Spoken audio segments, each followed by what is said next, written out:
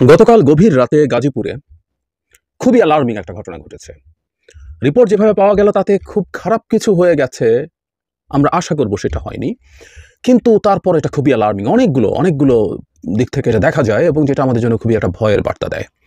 গতকাল বেশ রাতের দিকে ফেসবুকে প্রথম আসছিল যে ওখানে রীতিমতো আমাদের স্টুডেন্টদের 2-3 জন হত্যাকাণ্ডের শিকার হয়েছেন, কিন্তু সেটা না হলেও পরিস্থিতি যথেষ্ট খারাপ। কিন্তু যা হলো সেটা একটু আগে জানি এবং আমরা সরকারের নির্লিপ্ততা এবং সরকার যেভাবে তার কাজ চালাচ্ছেন, তারা বাংলাদেশের জন্য বড় বিপদ তৈরি করতে যাচ্ছেন। আমি এখন আর রাগ ঢাক না করে সরকারকে এই ব্যাপারগুলোতে আরও শক্তভাবে অ্যাকিউজ করতে চাই। 6 মাস পর নিশ্চয়ই সরকারকে আর খুব সফটলি বলার জায়গা নেই। কারণ যখন দেখছি আমাদের দেশের একটা গণ অভ্যুত্থানের যে সুফল, একটা গণ অভ্যুত্থানের পরে যে ডেমোক্রেটিক ট্রানজিশন, সেটা যখন এই সরকারের অথর্বতা এবং অক্ষমতার জন্য হ্যাম্পার্ড হচ্ছে, তখন কথা বলতেই হবে। প্রথমত হেডলাইন এরকম: গাজীপুরে মোজাম্মেল হকের বাড়িতে হামলা, মাইকে ঘোষণা দিয়ে মারধরে আহত 15। নিউজটা একটু ডিটেল পুরোটা পড়ি। গাজীপুরে সাবেক মুক্তিযুদ্ধ বিষয়ক মন্ত্রী আকম মোজাম্মেল হকের বাড়িতে হামলা চালিয়েছেন বিক্ষুব্ধ জনতা। এ সময় স্থানীয় কিছু ব্যক্তি তাদের কয়েকজনকে আটক করে মারধর করেন। এতে অন্তত 15 জন আহত হয়েছেন। আহত ব্যক্তিদের মধ্যে 3 জনের অবস্থা আশঙ্কাজনক বলে জানিয়েছেন চিকিৎসক। এলাকাবাসী ও পুলিশ জানিয়েছেন, গতকাল শুক্রবার রাত 9টার দিকে একদল বিক্ষুব্ধ ছাত্র জনতা গাজীপুর মহানগরের ধীরাশ্রমের দক্ষিণখানে মোজাম্মেল হকের বাড়িতে হামলা চালান। তারা বাড়ির ভেতরে ঢুকে ভাঙচুর করেন। এ সময় মসজিদের মাইকে মন্ত্রীর বাড়িতে ডাকাত পড়েছে বলে ঘোষণা দিয়ে লোকজনকে এগিয়ে আসার আহ্বান জানানো হয়। মাইকিং শুনে আশপাশের লোকজন বাড়িটি ঘিরে ফেলেন। তারা ভাঙচুরকারী কয়েকজনকে মারধর করেন। পরে সেনাবাহিনীর সদস্যরা ঘটনাস্থলে গিয়ে আহত ব্যক্তিদের উদ্ধার করে গাজীপুর কাজী তাজউদ্দিন আহমেদ মেডিকেল কলেজ হাসপাতালে জরুরি বিভাগে পাঠান। সেখান থেকে গুরুতর আহত কয়েকজনকে ঢাকায় পাঠানো হয়েছে। জয়দেবপুর থানার পুলিশ ও সেনাবাহিনী সদস্যরা পরিস্থিতি নিয়ন্ত্রণে নেন। সামাজিক যোগাযোগ মাধ্যমে কয়েকটি ফুটেজে দেখা গেছে কয়েকজনকে মারধর করা হচ্ছে। আহতদের নাম আছে এখানে। সিভিল সার্জন বলেছেন 15 জনকে জরুরি বিভাগে ভর্তি করা হয়েছে। আহত ব্যক্তিদের মধ্যে 3 জনের অবস্থা খারাপ বলে ঢাকায় পাঠানো হয়েছে। পুলিশ যেটা জানিয়েছে সেটা হচ্ছে, প্রাথমিকভাবে জানা গেছে ছাত্র জনতার পরিচয় দিয়ে সাবেক মন্ত্রীর বাড়িতে হামলার ঘটনা ঘটেছে। এ সময় স্থানীয় লোকজন হামলাকারীদের আটক করে মারধর করেন। 12-13 জন আহত হয়েছে। যেটা ইন্টারেস্টিং, সেই জায়গাটাও আসি। এখানে বিদিবাত রাত 2:45টার দিকে তাজউদ্দিন মেডিকেল কলেজ হাসপাতালের সামনে বিক্ষোভ মিছিল করেছেন বৈষম্য বিরোধী ছাত্র আন্দোলনের নেতাকর্মীরা। এই সময় তারা ছাত্ররা গাজীপুরের নেতা। এই কথাগুলো খুব মন দিয়ে শুনি। শুক্রবার রাতে আমাদের কাছে খবর আসে ধীরাশ্রম এলাকায় সাবেক মন্ত্রীর বাড়িতে হামলা ও লুটপাট হচ্ছে। এটি শোনার পর প্রতিহত করতে আমাদের শিক্ষার্থীরা রওনা হন।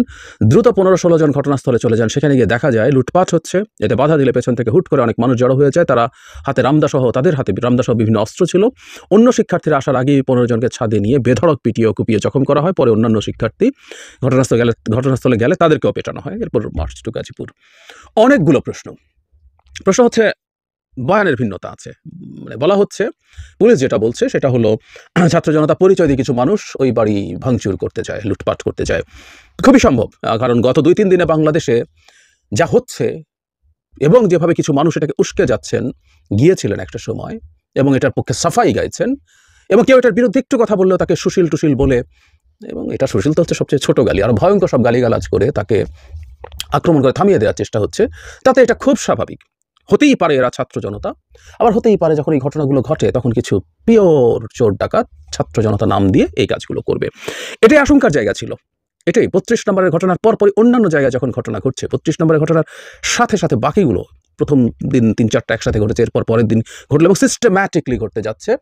এবং এই রকম মবকে উস্কালে আসলে থামানো যায় না। আর ওই যে বারবার বলছি, যাদের প্রতি কন্ট্রোল আছে, যে আপনারা এটা করবেন না বলার পর যে মানুষগুলো থামবে, যে মানুষগুলো ফলো করে, এর বাইরেও আরও মানুষ আছে, নানান ভেস্টেড ইন্টারেস্টের মানুষজন আছে, তারা তাদের উদ্দেশ্য সফল করতে নেমে যাবেন। সুতরাং ছাত্ররা এটা করতেই পারেন, ছাত্র জনতা, কারণ সবাই কমান্ড শোনেন নাই। তারা এটাকে লুটপাটের জন্য না, তারা এটাকে মানে স্বৈরাচারী শেখ হাসিনার গুরুত্বপূর্ণ মানুষ মোজাম্মেল হক মন্ত্রী ছিলেন এবং তার বাড়িটাও স্বৈরাচারের একটা নিশ্চিতভাবে প্রতীক। সুতরাং সেটা ভাঙা যায়, সেটা লুটপাট করা যায়। ছাত্ররা হলে আর লুটপাট করলো না, ভাঙলো। আর কিছু চোর ডাকাত গিয়ে সেই নাম দিয়ে ভাঙবে, লুটপাট করবে। বাংলাদেশে এখন ছাত্র জনতা বৈষম্যবিরোধী ছাত্র আন্দোলনের নামটাম দিয়ে যে কোনো কিছু করে ফেলার মতো একটা পরিস্থিতি আছে, সত্যিকার অর্থেই আছে। কয়েকদিন আগে 2 বা 3 দিন আগে উত্তরার একটা থানাতে গিয়ে, কারা করেছেন জানি না, কিন্তু তারাও বৈষম্যবিরোধী ছাত্র আন্দোলনের নাম দিয়ে থানা থেকে তাদের গ্রেফতারকৃত একজন ছাত্রকে আনার জন্য গিয়েছিল এবং যথেষ্ট মিসবিহেভ পুলিশের সাথে করেছে। ইভেন রিয়াকশনে পুলিশের লোকজনকে সাসপেন্ড করতে হয়েছে। সো এই নাম দিয়ে এই কাজটা করা যায়, এটা ফ্যাক্ট বাংলাদেশে এখন, এবং এই কাজটা হয়েছে কোনো না কোনো ফর্মে। আমি আবার পাল্টা একটা প্রশ্ন করি, বৈষম্যবিরোধী ছাত্র আন্দোলনের নেতার মুখ থেকে যে বক্তব্যটি আবারও বলছি, সেটা খুবই অ্যালার্মিং। উনি বলছেন ওনাদের কাছে খবর আসে মোজাম্মেল হকের বাড়িতে লুটপাট হচ্ছে। ফাইন, ধরে নিলাম কিছু লুটপাটকারী চোর ডাকাতটা করছে, তারপর তারা 15-16 জন গিয়ে ওটা ঠেকানোর জন্য যান। এই কথাটা শেখ হাসিনার পতনের পর থেকে বলছে, আজকে 6 মাস পরেও বলছি। ওনারা কারা ওদেরকে ঠেকানোর? ওনারা কারা? এই যে আপনারা কারা বললে রীতিমতো খুবই রিয়াকশন হয়েছিল। ওনারা কারা আমরা জানি, আমার এই বৈষম্য বিরোধী ছাত্র আন্দোলনের মানুষজন কারা আমরা জানি, অসাধারণ রোল তাদের আছে। কিন্তু ওনারা কারা তাদেরকে ঠেকানোর জন্য? বাক্যটা হচ্ছে এটা। 6 মাস পরেও যদি এই পরিস্থিতি, মাঠে এখন তো সেনাবাহিনীও আছে উইথ দ্য ম্যাজিস্ট্রেসি পাওয়ার, এবং এই ছাত্ররা যদি থানার সাথে কথা বলেন, প্রয়োজনে মিলিটারির সাথে কথা বলেন, সেগুলো ঠেকানো যাবে না? তারা যাচ্ছেন কেন? আবারও বলছি, তারা কারা এটা ঠেকানোর? তারা পুলিশ? মানে ছাত্রলীগ যা করতো এক সময়, যখন বিএনপি নাশকতা করতে পারে তাই আমরা মাঠে লাঠিসোঁটা নিয়ে বসে আছি, তখন এই কথাগুলো খুব বলতাম। আমি এই কথাগুলো আজ আবার বলছি, বৈষম্য বিরোধী ছাত্র আন্দোলন পুলিশের দায়িত্ব পায় নাই। যখন দেশে সরকার ছিল না বা সরকার গঠন হয়েছে, পুলিশ ছিল না, কিছু কিছু ক্ষেত্রে তারা গেছেন, ওটুকুকেও যদি আমরা একটু ছাড়ও দিই, তখনও আমার মনে হয়েছে কতগুলো ক্ষেত্রে দরকার ছিল না, কিন্তু তারা গেছেন, কারণ সেনাবাহিনী তখনও ছিল। এই যাওয়াটা তখনও সমালোচনা করেছি। আর 6 মাস পর এই কাজটা করা কিন্তু একটা ভয়ঙ্কর সিগন্যাল দেয়। এই সরকার তাহলে কি এই ছাত্রদেরকে নিয়ন্ত্রণ করতে পারছে না? তারা তাদের মতো করে এখন মাঠে কন্ট্রোলের বাইরে যা কোনো কিছু করছে, কিংবা মাঠে তাদের এক সময় যে সক্ষমতা ছিল, তারা যেখানে যান পরিচয় দিয়ে যে কোনো কিছু করতে পারেন, প্রয়োজন ওকে ঠেকাতে পারেন, ওকে থামাতে পারেন, সেগুলো করতে পারেন, সেটা কমে আসছিল বলে তারা এখন আবার মাঠে শক্তি প্রদর্শন করতে শুরু করছেন। মাঠের মধ্যে শক্তি নিয়ে যে বয়স তাদের, এই অ্যাডভেঞ্চারিজম তাদের ভালো লাগারই কথা। কিন্তু সেটা সবচেয়ে জরুরি কথা, আসল কথা হলো দুটো। সরকারের অ্যাডমিনিস্ট্রেশন ফেল করছে, এটা আস্তে আস্তে আরও খুব ক্লিয়ারলি প্রকাশিত হতে শুরু করেছে। এটাই অ্যালার্মিংয়ের জায়গা। আমি একটা ভিডিও করবো ভারতীয় মিডিয়া কি বলছে না বলছে সেসব নিয়ে, ওখানেও মূলত এটাই আর্গুমেন্ট এবং লজিক্যালি 6 মাস পর সারা দেশে এত ওয়াইড স্প্রেড হামলা ভাঙচুরের ঘটনা ঘটছে, সেইখানে দাঁড়িয়ে সরকার কোনো ব্যবস্থা নিতে পারছে না। এবং আবারও বলি, আমাদের মিলিটারি এখন মাঠে আছে, এটা আমাদের সেনাবাহিনীর প্রতি একটা খুব বড় অপমানসূচক ব্যাপার। তাদের ম্যাজিস্ট্রেসি পাওয়ার আছে, দে ক্যান ডিসাইড দেমসেলভস, তারা নিজের মতো সিদ্ধান্ত নিয়ে পদক্ষেপ নিতে পারেন যেখানে প্রয়োজন, কিন্তু হচ্ছে না। সুতরাং আমাদের অ্যাডমিনিস্ট্রেশন ফেল করছে। আর সবচেয়ে জরুরি কথা যেটা, আওয়ামী লীগ পাল্টা পিটুনি শুরু করেছে।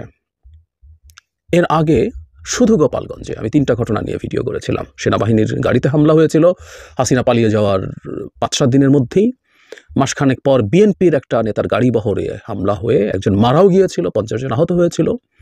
এবং 2-3 দিন আগে, 4 দিন আগে আওয়ামী লীগের কর্মসূচিতে, সোকল কর্মসূচিতে লিফলেট বিতরণের সময় একজনকে গ্রেফতার করার পর পুলিশের গাড়িতে হামলা হয়েছে। গোপালগঞ্জের ভেতরে কিছু ঘটনা আওয়ামী লীগ পাল্টা রিটালিয়েট করছিল। যেদিন গোপালগঞ্জে হামলা, সেদিন পাবনাতে আবার একজনকে গাড়ি থেকে জয় বাংলা স্লোগান নিয়ে যায়। আমরা খেয়াল করছি, গোপালগঞ্জ ছিল, পাবনায় হয়েছে, গাজীপুরে হলো, এবং এটা আরো ভয়ঙ্কর হলো। 15 জন অন্তত আহত হয়েছে, 3 জনের অবস্থা আশঙ্কাজনক। আমরা খুবই চাই গভীরভাবে তাদের কোনো রকম বড় ক্ষতি না হয়ে যাক, তারা বেঁচে থাকুন এবং কোনো রকম মেজর ক্ষতিগ্রস্ততার মধ্যে তারা না থাকুন। কিন্তু যতটুকু হয়েছে, আস্তে আস্তে আমাদের বিভিন্ন জায়গায় তার শক্তি দেখাতে পারছে। এই ঘটনাটা ঘটেছে আসলে সরকারের নির্লিপ্ততার কারণে। সরকার তার অ্যাডমিনিস্ট্রেশন কোনোভাবেই চালাতে পারছে না, পুলিশ পারছে না। না পারলে আমরা চেঞ্জ দেখতে চাই। স্বরাষ্ট্র উপদেষ্টা যদি না পারেন, ওই জায়গায় অন্য কেউ আসুক, কিন্তু তাকে বা কাউকে সেই দায়িত্ব নিতে হবে, সরকারকে নিতে হবে, এবং উনি না পারলে আর কেউ আসুক। শেখ হাসিনার পুলিশ এই হয়েছে ওই হয়েছে, 6 মাস পরও কাজ করতে পারবে না, হতে পারে না, কোনোভাবেই হতে পারে না।